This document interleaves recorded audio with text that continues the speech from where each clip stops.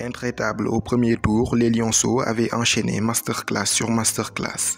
Et pourtant, c'était loin d'être gagné dans la poule la plus relevée de la CAN U20 édition 2023 avec deux des nations les plus titrées de l'épreuve. Le Nigeria, sextuple champion d'Afrique, l'Égypte 4 fois vainqueur de l'épreuve, en plus du Mozambique. Le défi était de taille, mais il s'était merveilleusement bien facilité la tâche. 1-0 en ouverture contre le Nigeria, 3-0 devant le Mozambique. Et enfin, pour clore le spectacle, un sanglant 4-0 collé au pays organisateur, l'Égypte.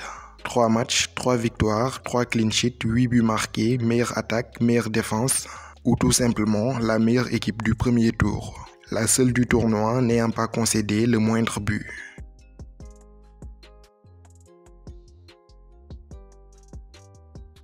Auteur de 4 réalisations en 3 matchs, Pape Demba Diop trône tout seul à la tête des meilleurs buteurs de cette CAN junior.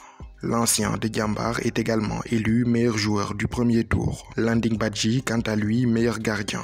Ils sont par ailleurs 4 Lionceaux à figurer dans le 11 type des phases de poule. Landing Badji, Mamadou Lamine Camara, Pape Demba Diop et enfin Pape Amadou Diallo.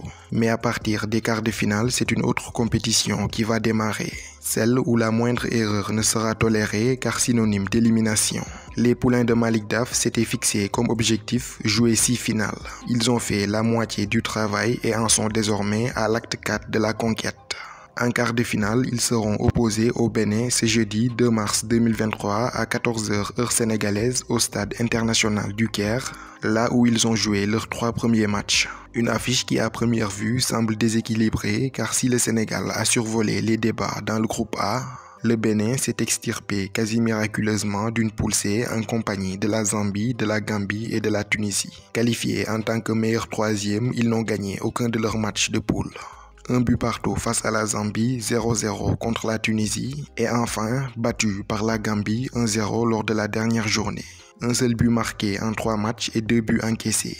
Le Bénin profite notamment d'un goal average favorable parmi les meilleurs troisièmes pour se qualifier.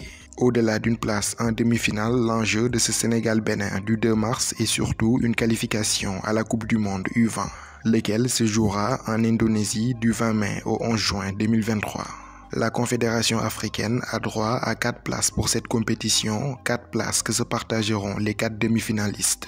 Finalistes lors de leurs 3 dernières participations en 2015, 2017 et 2019, les Lionceaux avaient à chaque fois réussi à accrocher une place en Coupe du Monde. Les poulains de Malick Daf entendent donc poursuivre la belle série de leurs prédécesseurs et cela passe impérativement par une victoire contre le Bénin. Le vainqueur du quart de finale, Sénégal-Bénin, affrontera celui de Congo-Tunisie. Les demi-finales de la CAN U20 se joueront le 6 mars 2023. En cas de qualification, le Sénégal quittera son camp de base du Caire pour la première fois depuis le début du tournoi pour aller à Suez. C'est dans cette ville qu'il jouera les demi-finales une fois la qualification acquise.